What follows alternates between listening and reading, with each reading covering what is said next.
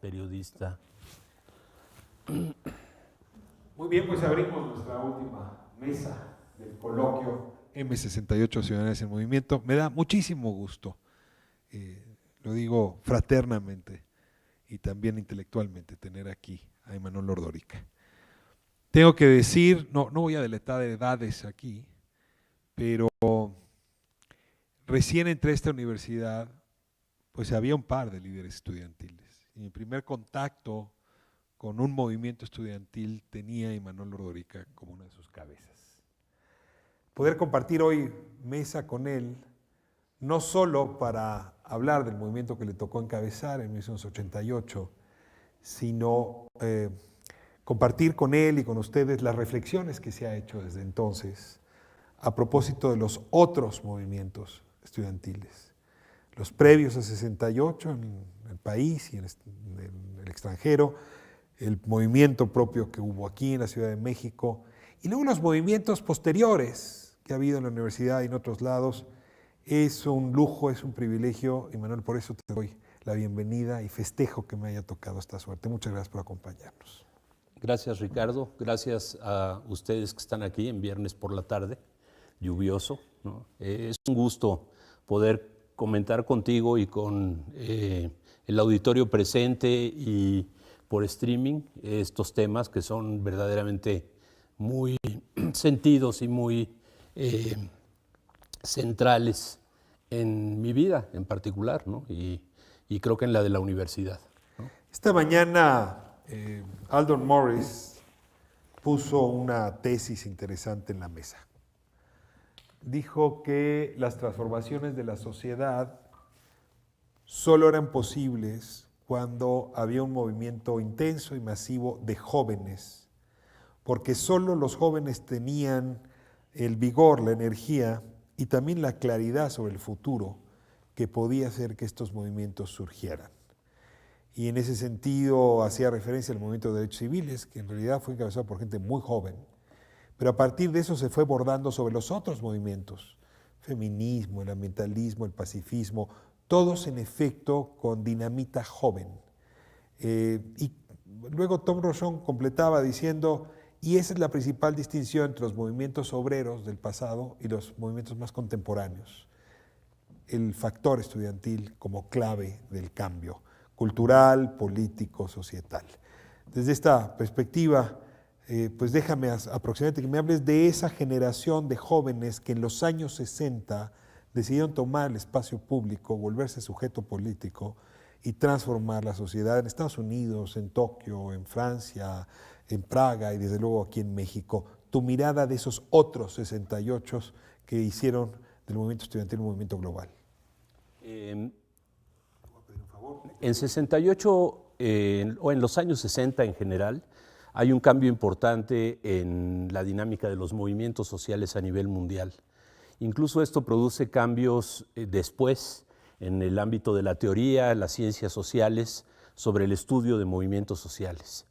Hasta los años 60, los movimientos sociales principales desde el siglo XIX en adelante habían sido principalmente movimientos obreros de distintos tipos, anarquistas, sindicalistas, comunistas, cartistas, distinto tipo de orientaciones en donde el actor central de las movilizaciones y de las grandes confrontaciones sociales era el sector de los trabajadores proletarios, y esto dio lugar a una teorización clásica, ¿no?, que llega hasta nuestros días, que es el marxismo, en donde se explicaba el gran movimiento de la sociedad a partir de la confrontación entre los movimientos obreros y los dueños del capital. No se hacía abstracción de que en algunos lugares había movimientos campesinos que eran significativos. Hubo interesantes discusiones en América Latina, incluso de los marxistas latinoamericanos que no gozaban de ser bien vistos por la burocracia comunista internacional, como Mariátegui o Julio Antonio Mella, que planteaban que en países como los nuestros los movimientos campesinos eran y habían sido centrales, como se probó en la Revolución Mexicana, para las grandes transformaciones sociales. Pero los 60 traen un actor que había sido solamente periférico en algunos momentos, por ejemplo en la Francia de la Segunda Guerra Mundial, donde las asociaciones estudiantiles como la Unión Nacional de Estudiantes Franceses habían jugado un papel importante en la resistencia, pero no central, no eran el nodo. Había estudiantes heroicos que habían participado en esto, pero nunca había ocurrido lo que pasó en los años 60. Y en los años 60 esta juventud irrumpe básicamente en los espacios educativos en casi todo el mundo y produce una transformación que a mi juicio es tan importante como la revolución industrial. Si el advenimiento de la máquina de vapor cambió las relaciones laborales, la estructura de clases de la sociedad, el desarrollo de la tecnología, las formas de producción, etc. Los años 60, la insurrección juvenil o hay que ponerlo en plural, insurrecciones juveniles de los años 60, cambiaron la forma en la que se entiende el mundo y a la sociedad, introdujeron temas que hoy en día siguen siendo cruciales y no están resueltos, como el de la relación entre hombres y mujeres, el problema ambiental, las distintas formas de marginación y de explotación, los modos de la dominación, el papel de la cultura, de los medios de comunicación.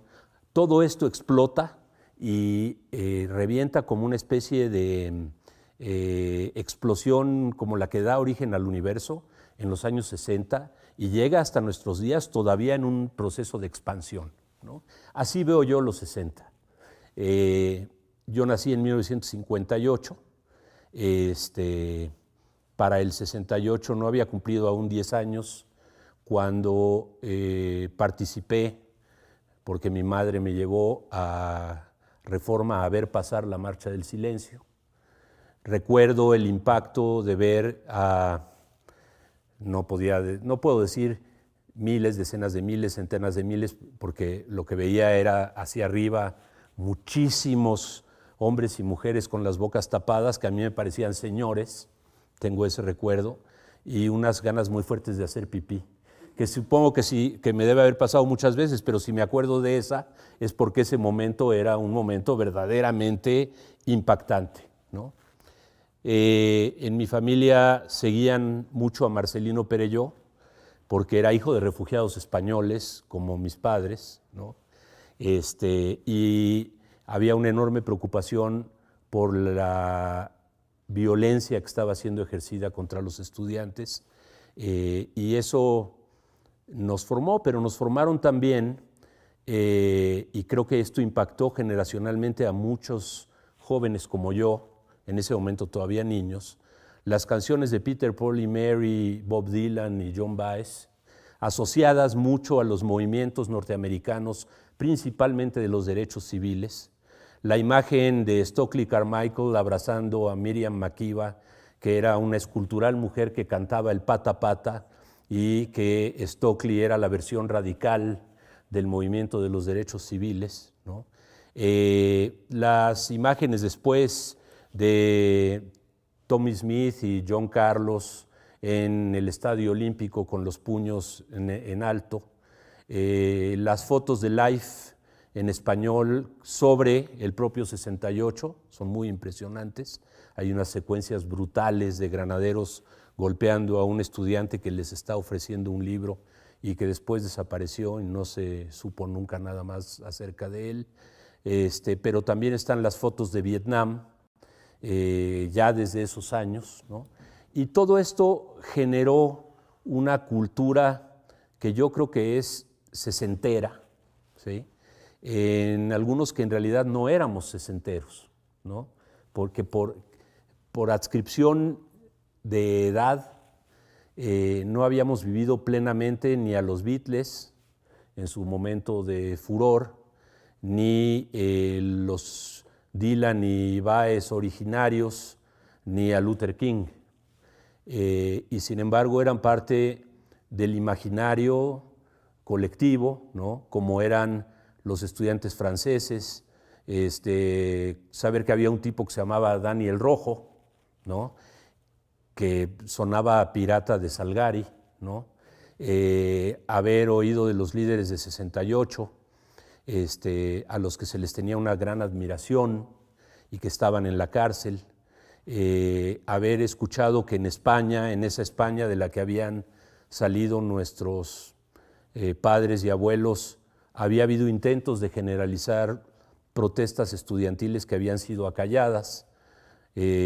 Oíamos a las primeras canciones de Serrat o de Raimon cantando al vent, o criticando a la sociedad de consumo, ¿no? En fin, era una época esplendorosa que con un fin trágico en México que indudablemente que nos marcaba. Yo diría que el último elemento de la marca de origen lo tuvo, ocurrió en un momento en el que cuando yo tenía 11 o 12 años, no me acuerdo muy bien, mi madre me dio 2 libros a leer, ¿no? El de Luis González de Alba, que mencionaron hace un momento, que a mi juicio es el mejor libro de 68 todavía hoy, y La noche de Tlatelolco de Elena Poniatowska, que no me gustó nunca tanto como el de Luis y me gustó menos cuando me enteré que era una versión mala del de Luis, pero que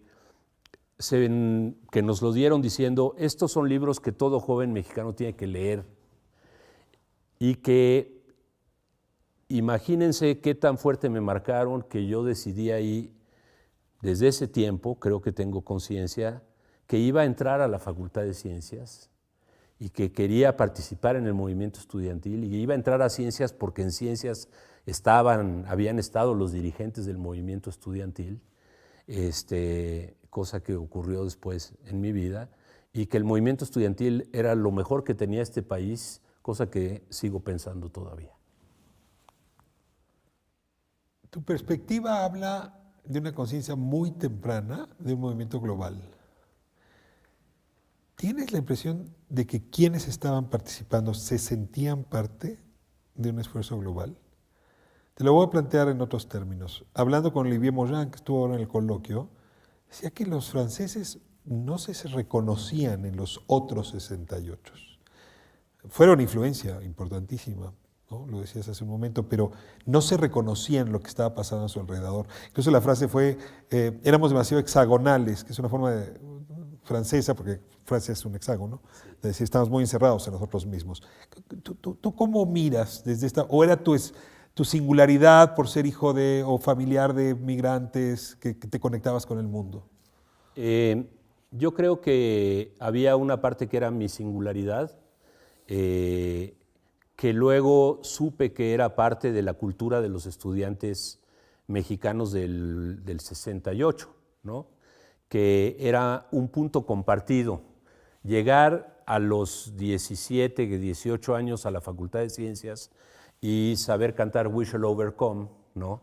E inmediatamente me conectaba con profesores míos que habían vivido el 68 y que en reuniones posteriores muchas veces me pedían que tocara yo en la guitarra Where Have All the Flowers Gone de Pete Seeger, ¿no?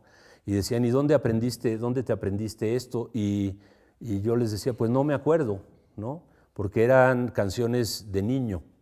Ahora, que cantábamos en el auto cuando íbamos en algún viaje familiar, pero que era claro que eran canciones de protesta, de dignidad, de reivindicación de un mundo diferente. Mis padres no eran elocuentes en esa lógica, ¿no? Recuerdo un regreso en un viaje de esos tortuosos que se tenían entonces de 4 o 5 horas, todos medio guacareados en el coche, mi padre manejaba muy mal, hablando sobre el Che, y mi madre diciendo, sí, sensacional, pero ha de haber sido terrible ser esposa del Che. Y yo pensaba, qué ocurrencia, es que a quién le importa cómo, qué era ser esposa del Che, lo importante del Che era otra cosa. Pero, entonces, era ese un ambiente como sin una cosa de extrema mitificación, ¿no? Ni de un discurso heroico, porque ese no era el discurso de mi casa, pero sí de una reivindicación de que nosotros venimos de aquí, ¿sabes? Porque eso que se peleó en España tenía que ver con todo esto que pasa en el mundo y de lo que ustedes tienen que saber. Mi otro referente sobre la internacionalidad del movimiento es lo que dicen los actores o lo que les he oído a ellos, ¿no? Escuchar a Alpino o a Sergio Cermeño hace exactamente una semana, en donde Cermeño decía, bueno, sí sabíamos que había pasado algo en Francia, que había habido barricadas y que se habían enfrentado a los granaderos, al equivalente de los granaderos. No teníamos muy claro que nuestro movimiento fuera similar. La resistencia de los primeros días en el barrio universitario de la Ciudad de México, y esto lo comentamos el otro día, se parece. Trataron de arrancar algunos adoquines en las pocas calles mexicanas que los tienen y quemaron autobuses, pero no parecería haber una idea de que esto hicieron los franceses y vamos a hacer esto acá saliendo de la Ciudadela. Yo creo que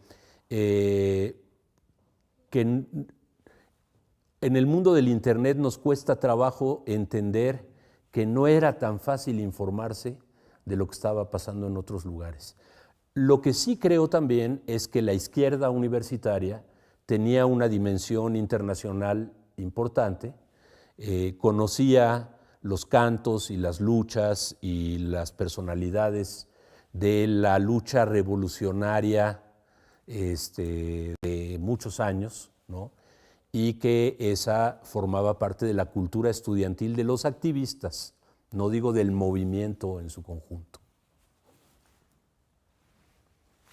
Los chilangos, así nos llaman, y nos llamamos ya orgullosamente, cometemos el error de suponer que la república se resuelve en esta ciudad. Y ciertamente 68 tiene antecedentes en otras regiones, 67 en Durango, Sonora, Veracruz, ¿no? La Nicolaíta en Michoacán. Es decir, son expresiones ya de una movilización estudiantil que anuncia, que profetiza lo que ocurrió entre junio y octubre del 68. Te ruego que me ayudes un poco a recorrer esos otros movimientos estudiantiles. Bueno, hay que recorrer uno que nos lleva mucho más atrás, que son los movimientos de las normales rurales en México. La organización estudiantil más antigua que hay en el país, es más, yo creo que una de las organizaciones sociales más antiguas que hay en el país, es la Federación de Estudiantes Campesinos y Socialistas de México, que marcharon ayer todavía, exigiendo la presentación de los 43. Aquí hay 43 lugares vacíos todavía, ¿verdad? Esta organización peleó y se movilizó casi desde el final del periodo de Lázaro Cárdenas, en cuanto empezó a vislumbrarse el viraje producido por Ávila Camacho en los años 40, que en particular agredió muy rápidamente al Politécnico y a las normales rurales. Entonces hubo movimientos muy fuertes en el Politécnico, ocupaciones del ejército en varias ocasiones.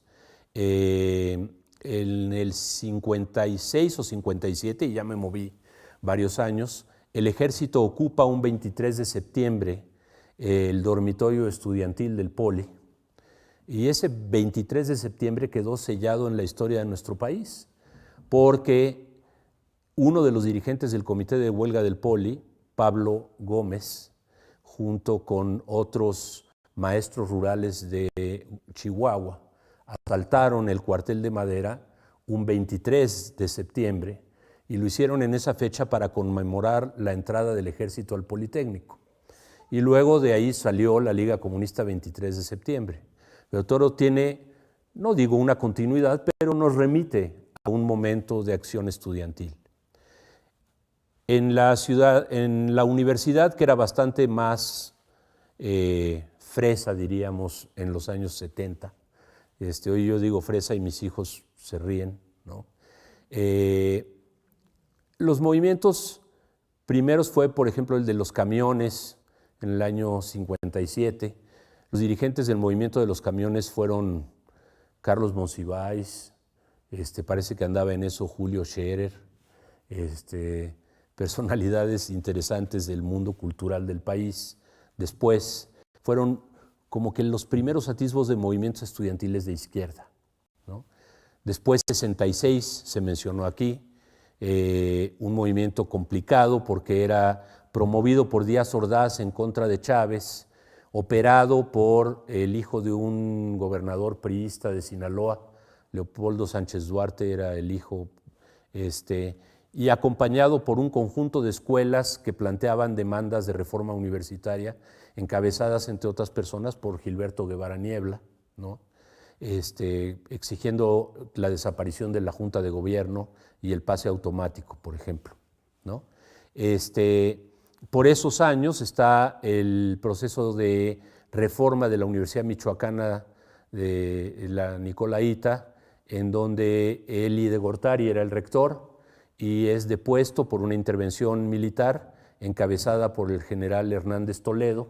Como dijo Musacchio hace un rato, que era el general universitario, había pisado los recintos universitarios para cerrar universidades y reprimir estudiantes en varias ocasiones, en Sonora, en el movimiento del Cerro del Mercado, en Durango, había habido en Baja California. Habían sido tantos los movimientos estudiantiles que en los años 60 la juventud comunista, la juventud del Partido Comunista se había planteado construir la Central Nacional de Estudiantes Democráticos, que era una organización amplia de estudiantes donde había muchos comunistas, pero no exclusivamente. Una de las personas que contribuyeron más a crear eso fue, bueno, estuvo en eso Raúl Álvarez Garín, estuvo en eso Gilberto Guevara, pero estuvo también un personaje que ahora nos es bastante poco grato, Aguilar Talamantes, que sin embargo dicen que hizo un trabajo, recorrió desde Baja California Norte hasta Guerrero, organizando la CENED por toda la costa del Pacífico, y eso tuvo que ver con los movimientos estudiantiles que hubo. La CENED desapareció cuando el PC trató de controlarla completamente y incorporarla a su seno, pero fueron presidentes de la CENED, para darse una idea del movimiento estudiantil por donde andaba, dos señores que van a reconocer, maestros normalistas, Genaro Vázquez y Lucio Cabañas, ¿sí? Entonces, que protagonizaron movimientos de las normales rurales de la Federación de Estudiantes Campesinos y Socialistas de México.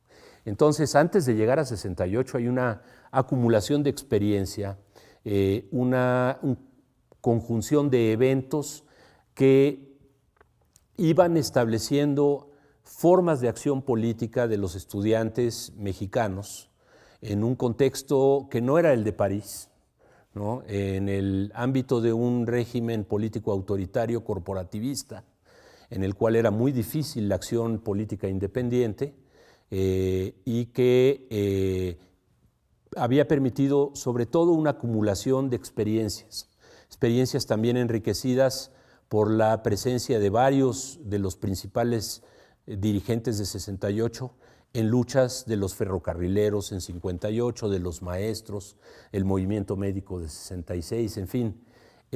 Lo digo y creo que tu pregunta, y con esto cierro mis respuestas tan largas, pero es muy pertinente porque hay un artículo muy polémico de Juan Ramón de la Fuente en el Universal donde dice que el 68 mexicano no tiene antecedentes y no tiene descendientes, ¿no?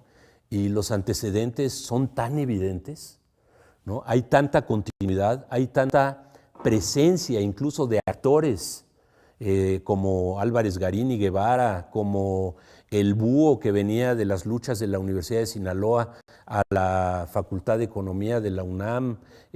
Hay tanta experiencia incluso del lado de la represión en el uso del ejército para dirimir conflictos con los universitarios, que parece muy complicado sostener que cuando hablamos del 68 estamos frente a un evento que tiene un origen así casi instantáneo, ¿no?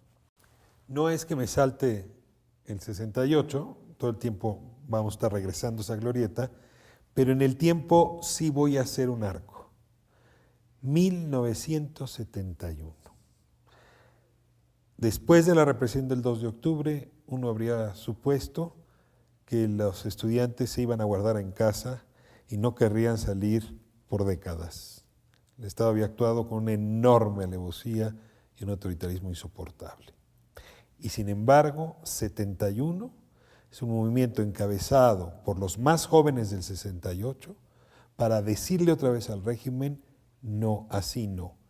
Y el régimen reaccionó, yo intuiría o me atrevería a decir, con mayor violencia que en octubre. Ayúdame a caracterizar 71, el halconazo, que por cierto ahora está de moda por la película de Cuarón, Roma, ¿no? Que vuelve a hablar de ese momento, porque Cuarón tenía, pues, un poco más joven que tú, pero no mucho. 71 para 71 se han coligado una serie de factores muy importantes. Primero, ya hubo un cambio en la presidencia de la República. El gran actor tras bambalinas de la represión, que era Luis Echeverría, secretario de Gobernación de Díaz Ordaz, era ya presidente. Se presentaba al mundo y a América Latina como un presidente progresista, latinoamericanista, no alineado, preocupado por las causas sociales. Buscaba cerrar la brecha que se había abierto entre el Estado mexicano y los sectores medios urbanos y los sectores intelectuales del país, con una política muy agresiva de incorporación de los intelectuales a los espacios del poder político, ¿no? O a las relaciones con el poder político. Echeverría da su venia, digamos, para que el sucesor de Barrosierra en la UNAM sea Pablo González Casanova, que está de alguna manera comprometido y medio seducido también por las políticas echeverristas. Este es el periodo de lo peor de Carlos Fuentes. Bueno, no sé si ese momento era el peor o fueron peor algunas de sus últimas novelas, pero diciendo la disyuntiva es muy clara, es Echeverría o el fascismo, ¿no? Cuando en el país había luchas de la tendencia democrática de los electricistas, porque la represión a los estudiantes no apagó focos de movilización e insurrección que se daban de múltiples formas, ¿no? 69 parece haber sido un año terrible, ¿no? Están presos la mayoría de los dirigentes de 68. Hay un clima de represión y de temor ante los niveles a los que el régimen político está dispuesto a llegar. En 71, los líderes más importantes del Consejo Nacional de Huelga salen a Chile, Gilberto Guevara, Raúl Álvarez, Luis Tomás Cervantes Cabeza de Vaca, varios más. Se van exilados. Otros se mantienen en la cárcel, pero saldrían más o menos rápido, los del Partido Comunista. Todos tenían estrategias diferenciadas.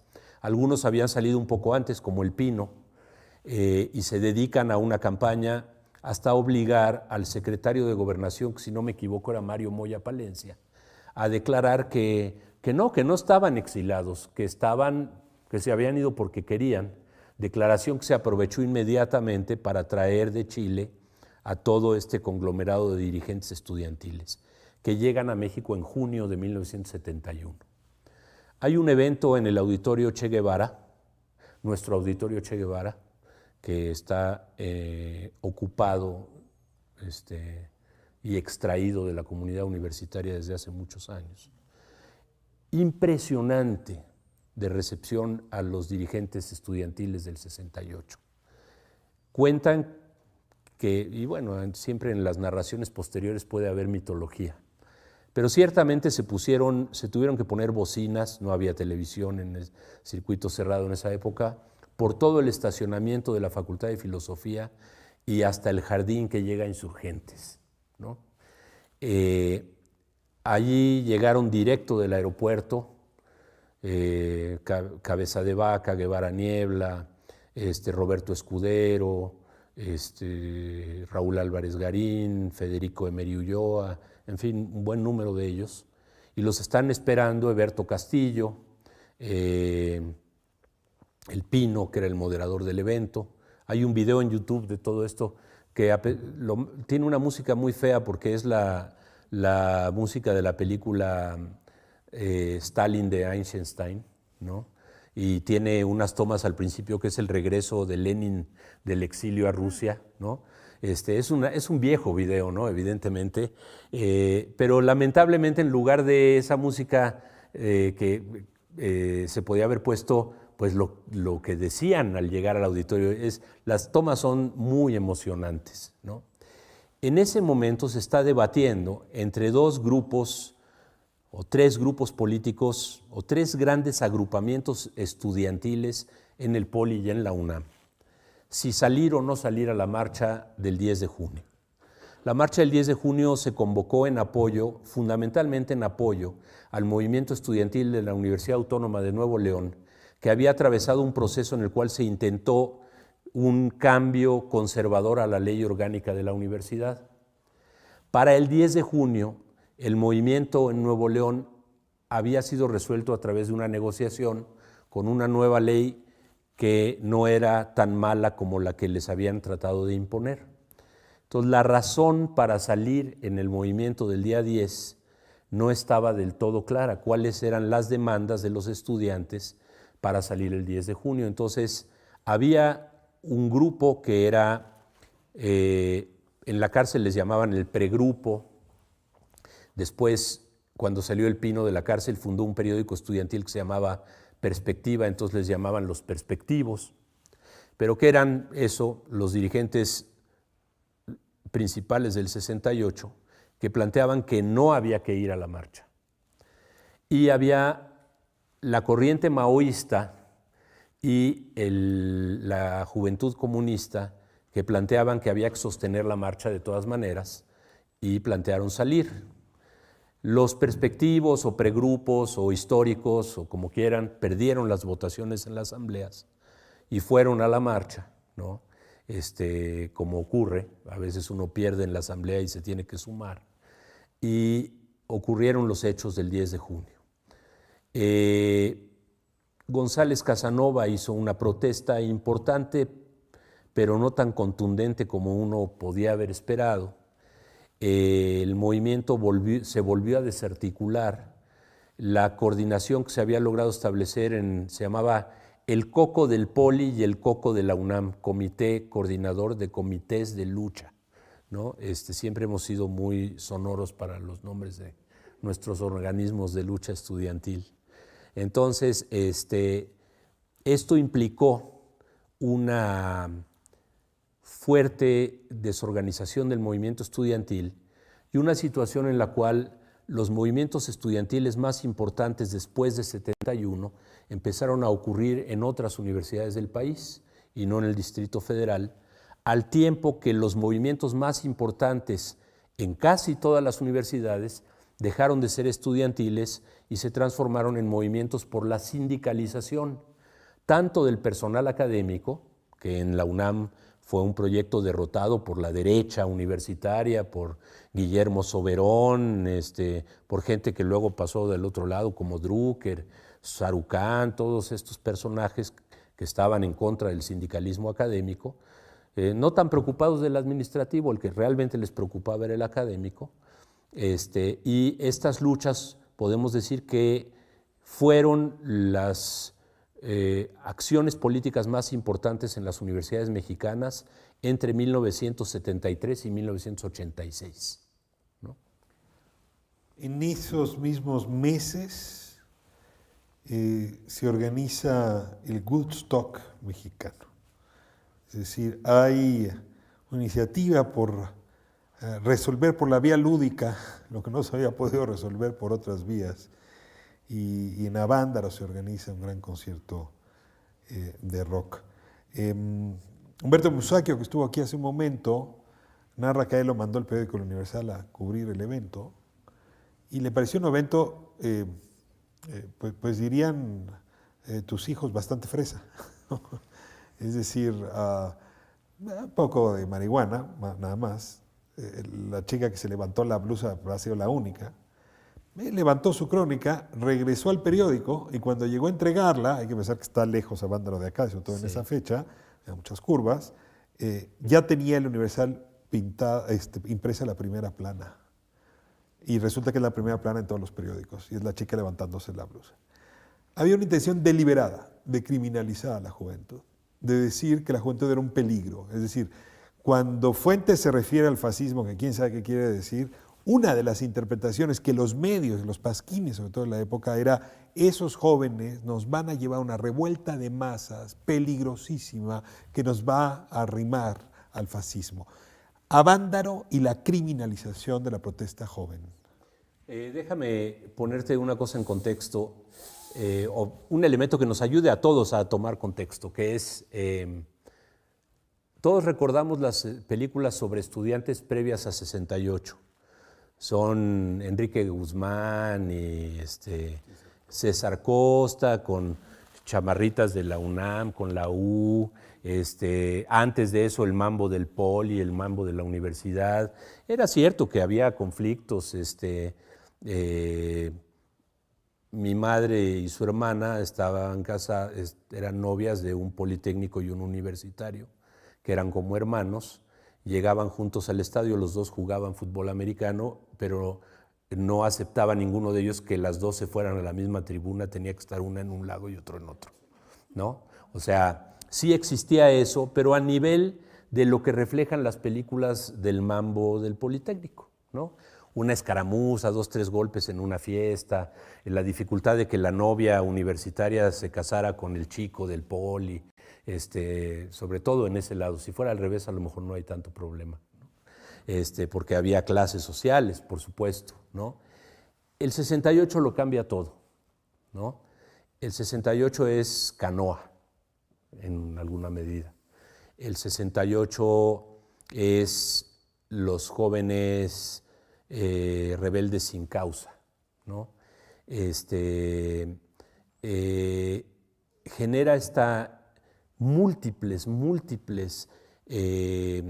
noticias periodísticas sobre enfrentamientos entre porros.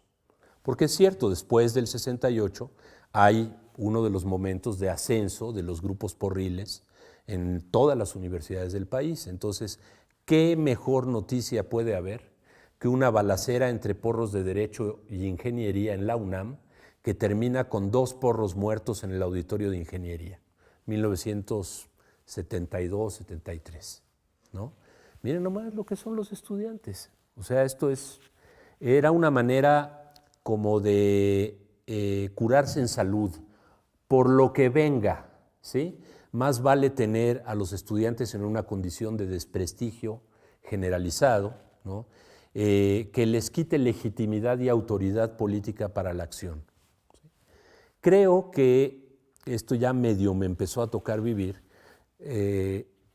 Nosotros no entendíamos eso y uno de los fenómenos que produjo el 68, que fue radicalización política, el 71 también fuertísima, que llevó a muchos jóvenes, por ejemplo, a plantearse la opción guerrillera como alternativa política, y la guerra sucia, que fue brutal y que le costó a Scherer el periódico Excelsior. O sea, este fenómeno que vivimos, que también es un producto del 68 y el 71, ¿no?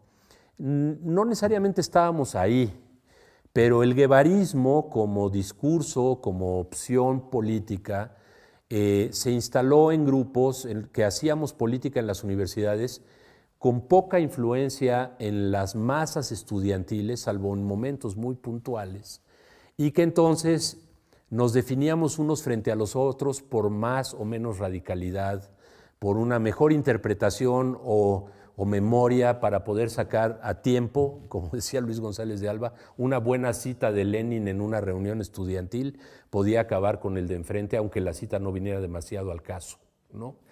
Pero bueno, estaba toda una energía estudiantil que se volcó, y esto es muy importante, a transformar las universidades. Se construyó el proyecto de la Universidad Pueblo en Guerrero, la democratización de la Universidad de Sinaloa y la de Puebla, elección democrática de autoridades, quizás pocos contenidos académicos en Sinaloa y en Puebla, mucho más fuerte en el de la Universidad Pueblo, que había una conceptualización que decía, miren, en el estado de Guerrero solo hay el PRI y pobres. Y la universidad en un estado en donde solo hay PRI y pobres es ocupar un lugar intermedio y proveer una serie de servicios a los pobres del estado de Guerrero. Entonces la Universidad de Guerrero tenía bufetes jurídicos populares, tenía clínicas odontológicas, clínicas médicas por todo el estado, en fin. A transformar las universidades fue mucha de la energía estudiantil, a crear sindicatos de profesores, a construir el Colegio de Ciencias y Humanidades aquí en la UNAM, o el autogobierno de arquitectura, los consejos departamentales de la Facultad de Ciencias, el cogobierno de economía, el foro de economía de 74 para adoptar un plan de estudios marxista, o sea, un intento de que el 68 volviera a la universidad en un intento de transformación con el que arrancó la propia UAM en los años, mediados de los años 70. ¿No?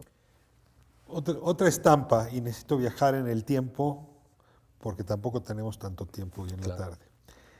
1985, doy un salto, es un momento en donde un fenómeno natural que afecta principalmente, pero no exclusivamente a la Ciudad de México, hace que los jóvenes vuelvan a salir por motivos distintos, no eran motivos relacionados con la universidad, ni con las reglas universitarias, ni con el autoritarismo del gobierno. En todo caso, salieron por la ausencia del gobierno. Y sin embargo es un antecedente muy importante. Estamos apenas a 2 años de que arranque el movimiento estudiantil que a ti te tocó encabezar junto con algunos otros líderes. Te pido, antes de hablar del movimiento del CEU, 87, 88, que nos hables del 85 como antecedente inmediato y esto nos ayuda un poco para ligar qué pasó en los 70 para que tanto tiempo después surgiera otra vez la emergencia juvenil. En los 70 los activistas estudiantiles, yo entré a la UNAM en 1978, en realidad en octubre, noviembre de 77, inmediatamente me metí a militar en una organización que era la revista Punto Crítico, dirigida por Raúl Álvarez Garín. Teníamos un grupo estudiantil que se llamaba Comité Estudiantil de Solidaridad Obrero Campesina. El nombre dice todo, nos ocupábamos de todo afuera y nada dentro de la universidad, ¿no? Andábamos en tomas de tierras, huelgas obreras, todo bochinche y por supuesto, por lo menos yo iba poco a clases, ¿no? Y había las luchas de las madres de los desaparecidos, la señora Rosario Ibarra, las madres del Grupo Eureka, el Frente Nacional contra la Represión, todo esto. Movimientos en Guerrero, estudiantiles, ligados a temas de represión, de presupuestos, en fin. Llegan los 80 y es la debacle, estamos en la crisis de la deuda externa, debatíamos el programa de transición al socialismo, si podía desprenderse del problema de la crisis, o sea, vivíamos una especie de esquizofrenia intelectual, ¿no? En la Facultad de Ciencias, la Asamblea de la Facultad de Ciencias votó aislar al Estado mexicano, todavía está aislado, pero no se ha revocado el acuerdo, ¿no? Cosas que parecían muy trascendentes en el momento y que uno las ve y dice, bueno, ¿eso qué significa o qué quiere decir?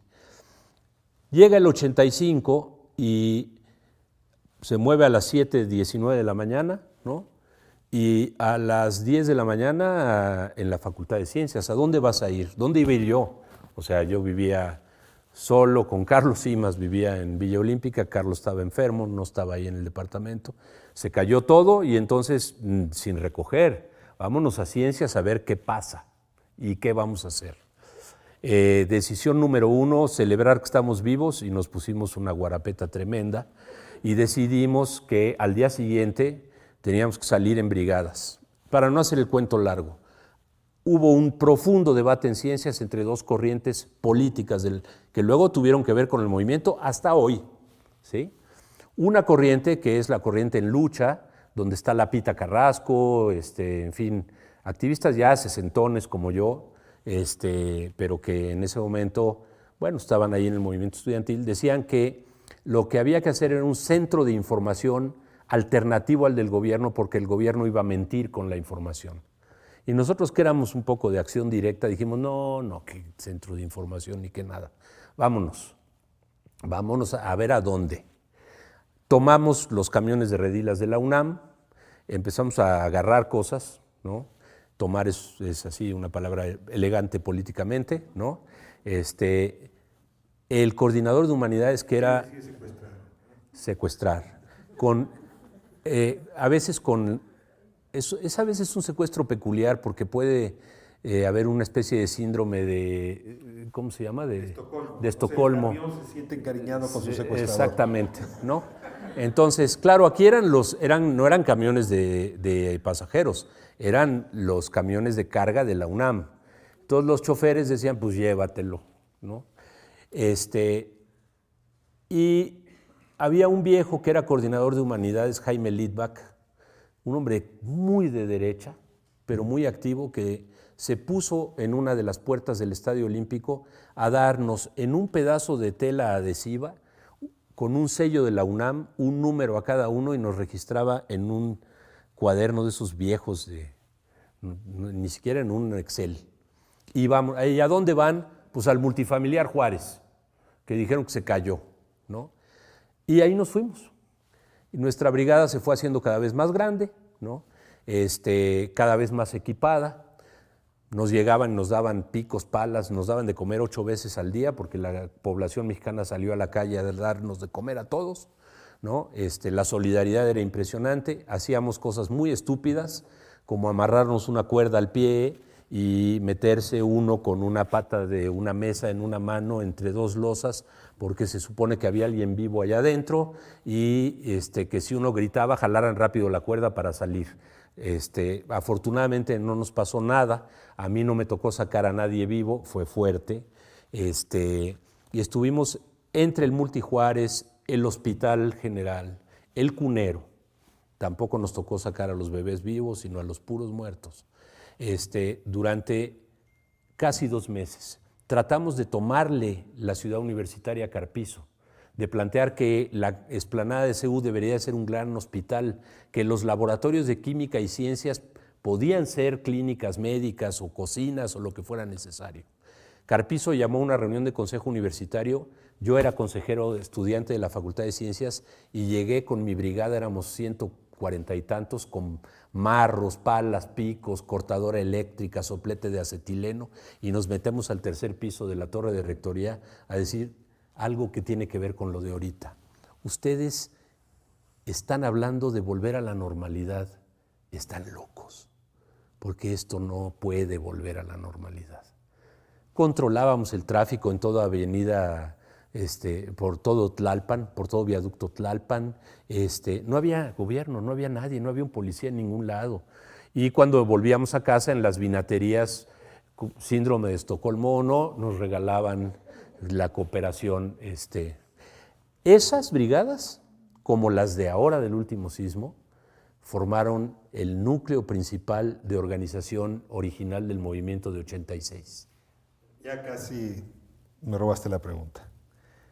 Estamos en 86. La universidad está intentando modificar normas, toma de decisiones, forma de financiamiento. Y hay un núcleo encabezado por estos 2 individuos que viven en el mismo departamento y también Santos en esa lógica, y luego crece el núcleo dirigente del CEU. ¿Cómo construyes ese puente entre el temblor de 85 y el movimiento que arranca en 86, 87 y que llega hasta 88? O sea, 85 es un año que tiene el temblor, el túnel 29, un asesinato de un estudiante en diciembre de 85 en la Facultad de Ciencias. O sea, estábamos todo el día en movimiento, ¿sí? Todo el día en actividad. O sea, yo creo que no entré a clases en todo 85, 86, una sola vez, ¿no?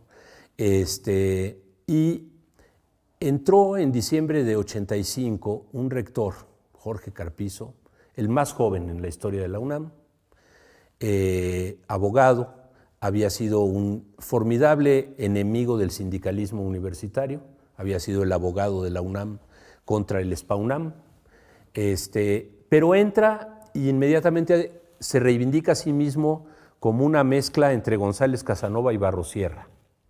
Y asume un discurso como 68ero, y nosotros, Santos y yo, éramos consejeros universitarios, él de filosofía y yo de ciencias, y decíamos, órale, este güey, ¿qué onda trae ahora 68era? Pues vamos a ver, ¿no? Al poco tiempo, Carpizo declara que el presupuesto universitario es insuficiente, ¿no? Y que va a gastar más, no, se me va la palabra de cómo se llama eso, que a pesar de que el gobierno dio menos dinero del que se necesita, la UNAM va a gastar más, o sea, se declara en déficit, ¿sí? Y decíamos, pues se va a aventar el tiro contra el gobierno. Pero acuérdense, estamos en medio de la crisis de la deuda, políticas del Fondo Monetario Internacional, no se hablaba tanto del Banco Mundial en esa época, ¿no? Reducción a los gastos al gasto público en el país, y empieza a haber reformas en varias instituciones educativas nacionales, unas mucho más descarnadas, ¿no? Subir cuotas, recortar gastos, tal, y otras, como la de Carpizo, más inteligentes y más disfrazadas de reforma universitaria. Todo esto bajo la tutela de uno de los más grandes políticos de la historia mexicana, que era Reyes Heroles, secretario de Educación. Carpizo convoca una gran consulta universitaria para discutir un documento que él mandó que se llamaba Fortaleza y Debilidad de la UNAM, que son 3 palabras que no se pueden usar juntos en la UNAM desde 1985, ¿no? O sea, cualquier documento que alguien escriba, pregúntenle a un rector, si el escritor puso fortaleza y debilidad, siempre se le cambia por nuestros máximos aciertos y nuestros retos más, o sea, quedó marcada la UNAM. Fortaleza y debilidad decía fundamentalmente que los estudiantes universitarios eran muy flojos, que como no nos costaba cara la educación, no la valorábamos, los profesores también eran muy vagos, y entonces había que hacer una serie de reformas que ya todo el mundo sabía cuáles eran. Nosotros organizamos un documento alternativo que se llamó La Universidad Hoy, los consejeros universitarios estudiantes de oposición. Y se los pasamos a firmar a otros que no eran de oposición, por ejemplo, el actual secretario de Gobernación, ¿cómo se llama? Se me va, no importa. Navarrete Prida, que era el consejero de Acatlán, y a Miguel González Compeán, que era hijo del secretario de Educación y consejero estudiante de Derecho. Y habíamos puesto bolas de humo y todo, que esas técnicas de grillo estudiantil, ataques al presidente de la República, y entonces ellos dijeron, no, pues sí, pero si quitan estos ataques, firmamos, perfecto. Ese era el propósito de las bolas de humo, firman el documento, y llegamos con Carpizo y le decimos, bueno, usted le dio una difusión brutal a Fortaleza y Debilidad, ahora dele una difusión equivalente al nuestro, cosa que por supuesto no ocurrió, ¿no? Entonces juntaron 1,700 respuestas en una consulta popular de esas que hace el PRI, o como las que hace ahora Esteban Moctezuma, que se parecen a las que hacía Choaifet para la educación, ¿no? Consultas populares, foros. No he oído de ninguna consulta de Esteban Moctezuma. Creo que sí está haciendo, no, pero sí creo que está yendo a unas, ¿eh? A lo mejor estoy yo mal informado y era un proyecto personal. Nos acompañamos en el chiste, querido. Entonces, todos sabíamos qué querían: subir las cuotas, quitar el pase automático, poner exámenes estandarizados y limitar los tiempos de inscripción en la UNAM, ¿no? Llegamos a la sesión del Consejo Universitario, 11 y 12 de septiembre. Carpizo tenía un estilo muy particular para gobernar. Se entraba al Consejo Universitario a las 6 de la tarde, se cerraban las puertas, no salía nadie, solo había un baño, todos orinándonos ahí esperando para pasar al baño. Y la sesión duraba de las 6 de la tarde a las 7 de la mañana del día siguiente, ¿no? Ellos tomaban pastillas de sal y quién sabe qué tantas cosas locas hacían. Y en esa reunión votaron una serie de cambios al Estatuto General. Ese día yo era consejero universitario de ciencias, llegaron 2 exdirectores de la facultad, lo cual lo digo porque demuestra que no había consenso en las élites universitarias. A ver, compañero Ordorica, salga de clase, venga para acá. La regó el rector. ¿Por qué, maestro? Porque los cambios al Estatuto General se tienen que presentar con 15 días de anticipación, y aquí los han presentado con 2 días, ya los paramos, decían los exdirectores de ciencias. No, llegamos al Consejo Universitario y en cuanto van a hablar, señor rector, hay un problema de procedimiento, ustedes no están cumpliendo, no puede votarse hoy el cambio al estatuto. Podemos discutir, pero no se puede votar hoy. Le surgía, al día siguiente empezaban las vacaciones y los estudiantes nos íbamos un rato para afuera. Táctica siempre utilizada. Entonces empiezan a pasarse la legislación universitaria de lado a lado y a Narro se le ocurre una cosa y dice, no, pero hay un artículo que dice que este requisito puede ser, se puede eximir de este requisito cuando son asuntos de obvia resolución y la reforma del contenido y el funcionamiento de la UNAM es un asunto de obvia resolución. Ahí sellaron parte de su caída, votaron todo en contra nuestra. A mí se me ocurrió decir ahí, en ese tono heroico estudiantil, citando a Espartaco, volveremos y seremos miles, y salimos literalmente chillando de coraje, ¿no? Y resulta que nos fuimos a las preparatorias, a los SHs, a levantar un movimiento y nomás llegar a una facultad como química, que había reunido el director Francisco Barnés, luego célebre rector por malas razones, había convocado a todos los estudiantes y dijo, pues que hable aquí el consejero de ciencias que estuvo en contra de las reformas. Y le volteamos la asamblea al director de química y eso era no era ciencias, no era filosofía, no era políticas, las tradicionalmente movilizadas. Química, un monstruo de la UNAM, generalmente neutral, que fue de las primeras escuelas que se incorporó para lo que luego sería el Consejo Estudiantil Universitario. Se funda a imagen y semejanza del CNH, con 3 representantes por escuela, el 31 de octubre en el auditorio Ho Chi Minh de la Facultad de Economía. Y decidimos llamarle Consejo Estudiantil Universitario por el movimiento del mismo nombre de 1966, encabezado por Guevara, ¿sí? Y tuvimos los diálogos públicos con las autoridades universitarias, una huelga que duró como 12 días y un triunfo total, ¿sí? Cosa que es rara en este país y que nos costó trabajo asimilar. Déjenme contar unas anécdotas. Al mero principio del movimiento fuimos a ver a los 2 responsables de editorialistas de la jornada, Rolando Cordera y José Carreño Carlón. Es una pena que se haya ido porque él se habría acordado, diciendo, nos están destrozando en los medios de comunicación. La portada de siempre era un burro disfrazado de estudiante, como diciendo, estos son los que se oponen a Carpizo. Necesitamos que ustedes pues, nos den el espacio para poder decir, ¿no? Y no me dejará mentir ni José ni Rolando, ellos estaban de acuerdo con Carpizo y no hubo tal espacio editorial en la jornada, ¿no? Es más, se piensa que la jornada fue incondicional del movimiento estudiantil y lo fue en un sentido, todavía hoy debo como 600,000 pesos de la cuenta del CEU en desplegados, ¿no? Transferida a pesos de hoy, que nunca nos cobraron, pero si uno analiza los artículos que aparecieron en la jornada, hay más artículos en contra del CEU que a favor del CEU. No critico a la jornada, o sea, tenía que hacer sus equilibrios y todo, pero un rasgo que fue muy importante del movimiento es que los 68eros se dividieron.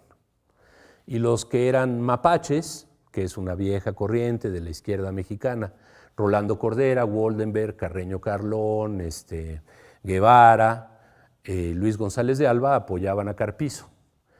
Y los otros, Escudero, El Búho, Raúl Álvarez Garín, El Pino, etcétera, apoyaban a los estudiantes.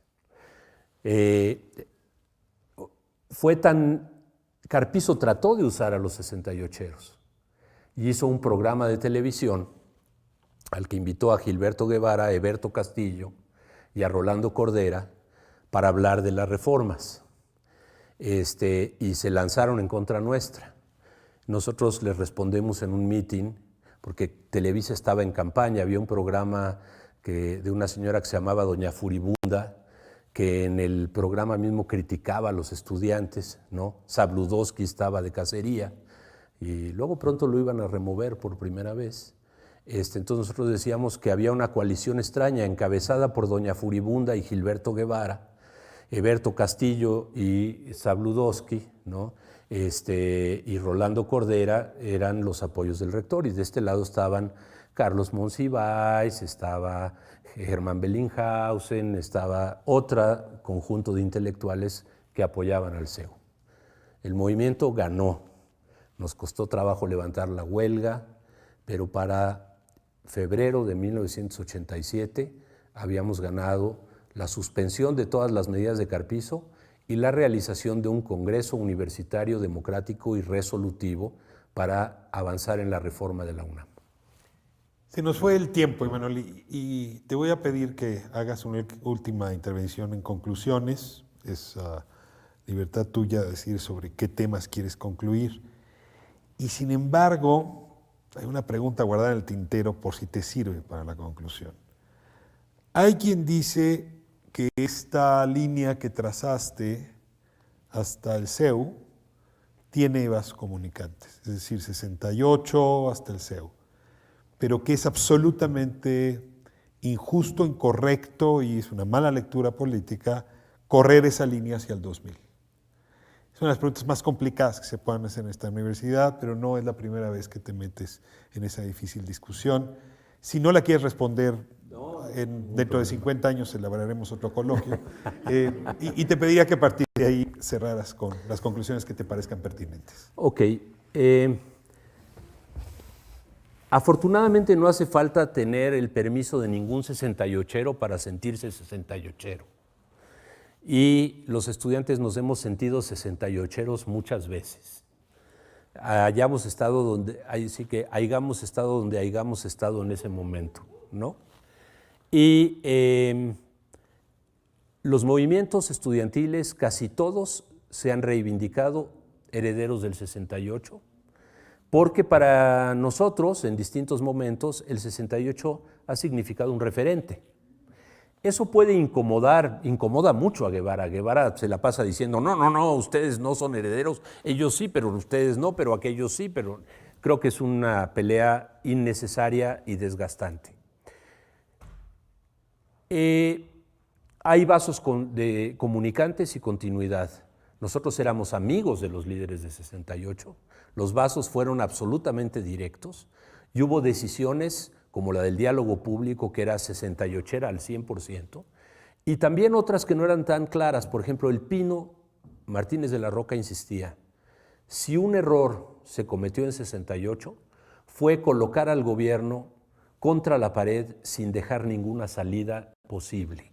Cuando uno coloca al adversario contra la pared sin dejar ninguna salida posible, el adversario, sobre todo cuando es el Estado mexicano, responde tirando golpes y asesinando y reprimiendo. Entonces, en el movimiento con Carpizo hay siempre que dejarle una salida política al enemigo. Yo no sé si eso lo diseñamos bien o no lo diseñamos bien, pero fue un elemento en el que pensábamos todo el tiempo, ¿no?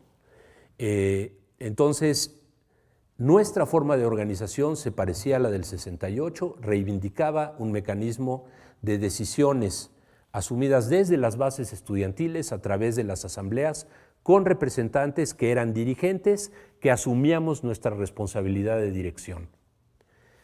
El movimiento que siguió al CEU, el más importante que siguió al CEU, hubo varios intermedios, fue el 99-2000, que ya estaba inscrito en todo el discurso de la sociedad civil, de los zapatistas y del mandar obedeciendo, y aquí todos somos Marcos y todos somos tal y todos somos cual. Es un movimiento que tuvo dirigentes políticos, pero que no asumieron formalmente su responsabilidad como dirigentes políticos, ¿no? Porque todo el tiempo había una lógica de que todos los representantes son transitorios, cosa que por cierto así era el CNH también, pueden ser removibles, y aquí metieron una cosa, rotativos, no puede ser el mismo dos veces, y con eso desdibujaron la presencia de una dirección política. Pero además el movimiento dijo que por qué 5 votos por escuela y por qué solo representantes electos por escuela podían ir al CGH.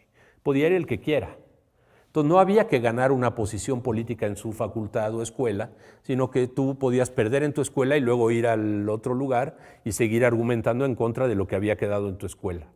Y eso metió una dinámica muy desgastante. Tercer elemento que fue de ruptura. Fue muy antidemocrático, un movimiento que ponía alambres de púas para rodear a sus mesas de debates, misógino, que era violento con las mujeres. No estoy juzgando a nadie, estoy describiendo características que trato de entender por un clima de profunda desconfianza de los estudiantes hacia el poder universitario y político general. A mí, en mi concepción, en los años 60 se abrió un ciclo de politización estudiantil que se cerró con el 99-2000, que ya tuvo un conjunto de rasgos que lo diferencian mucho de la tradición sesentera, llamémosle. Después vino una cierta reacción al CEGH, con dos movimientos muy importantes, el 132 y el movimiento por la presentación de los 43 de Ayotzinapa, que compartió con el CGH la idea de que no hay líderes, ni representantes, ni voceros, todos somos líderes, ¿no? Pero que no compartió el estilo beligerante, confrontador y de profunda confrontación interna, pero en el que aparecieron una secuela del movimiento del CGH, que son estos grupos que se autodenominan anarcos, ¿no? Y que sin mediar ninguna decisión del movimiento pueden llegar el día de la marcha más grande que he visto en mi vida, que fue el 20 de noviembre de 2014, creo yo que cercana, es muy difícil, pero cercana a los 750,000 personas. Llegamos al Zócalo y 25 monitos, ¿no?, que podían ser estudiantes o a lo mejor agentes, fueron a tirarle bombazos a la puerta y la policía capitalina, ni tarda ni perezosa, rápidamente el gobierno democrático del DF soltó a los granaderos en contra de un contingente de carreolas con bebés que iba encabezando la marcha. Entonces aparece un fenómeno nuevo en el movimiento, no solo en México, el Black Bloc, los anarcos, los estos, con una estrategia peculiar, no nos da tiempo de discutirla. Pero no, el movimiento no asume esa práctica, ¿no? Se mantiene lejano a ella, el 132 y el de Ayotzinapa también. Y en el movimiento de ahora hay una frescura, una creatividad y una inteligencia que a mí me emocionan, ¿no? Al mismo tiempo han vuelto a una organización tipo CNH de 68, pero con un enorme rigor. 3 votos por escuela, minutas perfectamente claras de las discusiones, qué puntos se debatieron, qué puntos se acordaron, quién representaba cada escuela, y a las que le han añadido, por ejemplo, cuidados muy notables para evitar que el desgaste por la duración de la asamblea margine a personas de las decisiones, como implementar incluso en ciencias aplicaciones telefónicas que puede cualquier chico o chica que ha estado en la asamblea queda activado para poder votar, aunque se haya tenido que ir, ¿no? Entonces se acabó la onda de alarguemos esto hasta las 2 de la mañana para ver si ganamos 17 contra 16, ¿no? En lugar de 1,600 contra 1,500, ¿no? Y el otro fenómeno fundamental es la feminización en todos los sentidos. El tema de género como elemento central y constitutivo del movimiento. Creo que en este movimiento de ahora se ve mucho del 68 y movimientos como del 68 al CEU, pero también se ven elementos en los que nosotros ni siquiera hubiéramos pensado en esa época, que están hoy saliendo ahí y se están expresando en la organización y en las demandas políticas y en las expresiones de los propios estudiantes. Bueno, no tengo palabras para agradecer esta doble experiencia que nos ofreces.